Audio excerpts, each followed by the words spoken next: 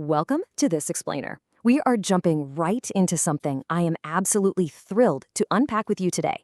We're going to explore exactly how modern digital tools simulate physical reality with such perfect precision. The secret to all of this, the invisible thread that ties every breathtaking virtual environment together, is actually the journey of light. Honestly, by the time we finish up here today, you're never going to look at a digital image the exact same way again. The ultimate goal of virtual cinematography is creating the perfect illusion. That's what we're talking about. Today is all about peeling back the layers of a digital shot to understand how that illusion is crafted.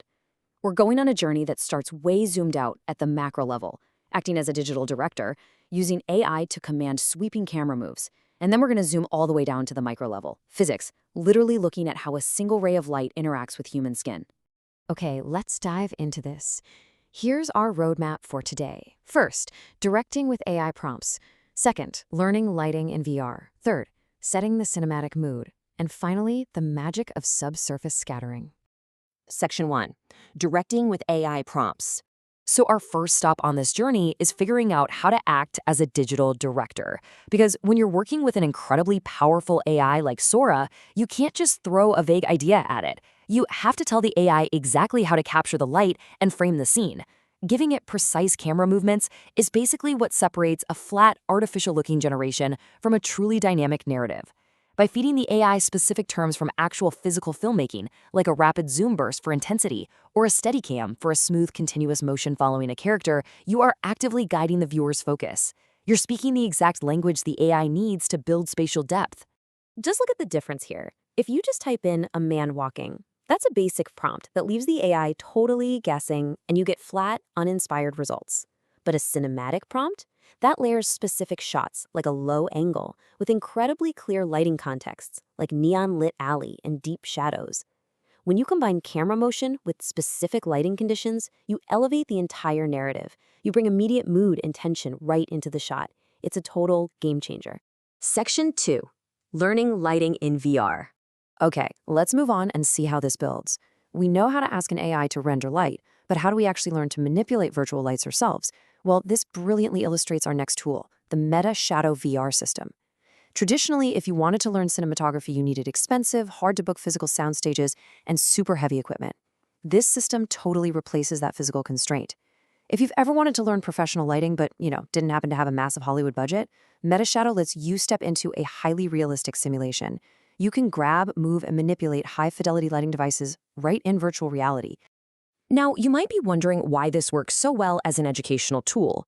It's because it's built on something called presence theory. To make virtual lighting education actually effective, you need 3 things. First, spatial presence, meaning the virtual studio genuinely feels like an aged physical room. Second, involvement, which means allowing you to seamlessly adjust things like intensity and color temperature via interactive dashboards. And third, realness. So when you physically move your VR controller, it mimics the exact action you'd take on a real movie set. Inside this environment, you learn the absolutely crucial concept of the lighting ratio. This is simply the contrast between your primary light, your key light, and your secondary light, the fill light. By messing around with these virtual lights, you can instantly see the difference. For example, an 8:1 high contrast ratio instantly evokes the dramatic tension of a thriller movie, whereas a 1:1 ratio feels flat and evenly lit. It's hands-on, immediate emotional feedback, and you didn't even have to lift a heavy physical lamp. Section 3. Setting the cinematic mood. Right, so now that we've practiced on a highly controlled virtual soundstage, it is time to build an entire atmospheric world. We're shifting gears into Unreal Engine.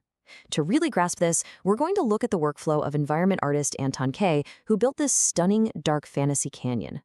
The whole shebang starts with the blockout phase, using simple white boxes. Keeping that blockout simple is essential, honestly. It stops you from getting distracted by tiny details and lets you focus purely on the composition and flow of the scene before you even touch highly detailed textures like megascans. Once that structure is blocked out, the lighting steps in as the main character. Anton's recipe relies heavily on contrast. Think about it. By placing a really warm background light against a cooler, darker foreground atmosphere, you naturally pull the viewer's eye exactly where you want it to go. That warm accent adds immense cinematic drama, giving the entire scene a profound, almost breathtaking sense of mystery. Now, what's really interesting here is the use of volumetric scattering. In Unreal Engine, fog isn't just a flat, boring gray overlay.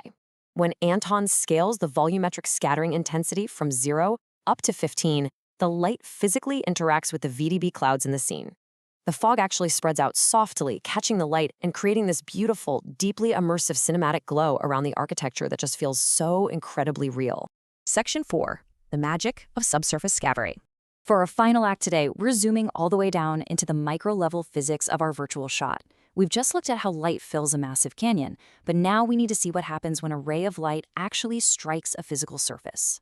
This brings us to a really critical distinction in 3D rendering.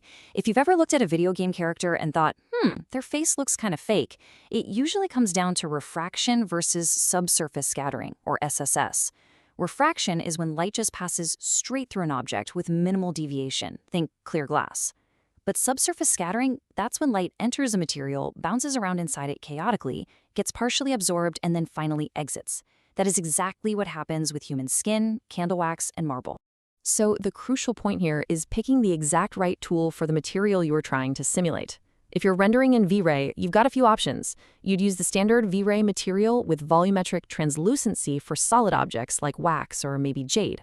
If you need a bit more speed for things like background plants or liquids, you'd switch to V-Ray Fast SSS2. But if you are rendering human skin, you absolutely must use the V-Ray All Surface Shader. Why? Because it provides 3 independent scattering layers to simulate surface color, the muscle tone underneath, and even the deep veins. Once you've got your shader dialed in, you actually have to dictate the physics of how that light bounces inside the object. These are called scattering phases. Forward scattering is when light pushes all the way through to the other side, which is perfect for a backlit leaf on a tree.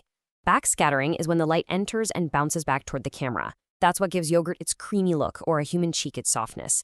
And finally, isotropic scattering just means the light scatters perfectly uniformly in all directions. Okay, I want to leave you with this absolutely astonishing number, 94. To put that into perspective, approximately 94% of the light that hits human skin does not reflect off the top. No way. It penetrates the surface and scatters beneath it, interacting with tissue and blood vessels before it ever exits. Only about 6% reflects directly off the top layer. This is exactly why, if you forget to turn on subsurface scattering in your render, your digital human is going to look like they're made out of cheap, painted plastic. It's the micro details that make it real.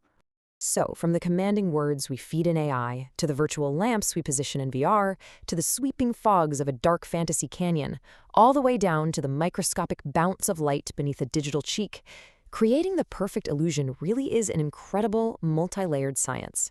Now that you know exactly how this digital reality is crafted behind the scenes, the next time you watch a cinematic shot, you gotta ask yourself, how is the light tricking my eye today? Thank you so much for joining me on this explainer, and keep exploring.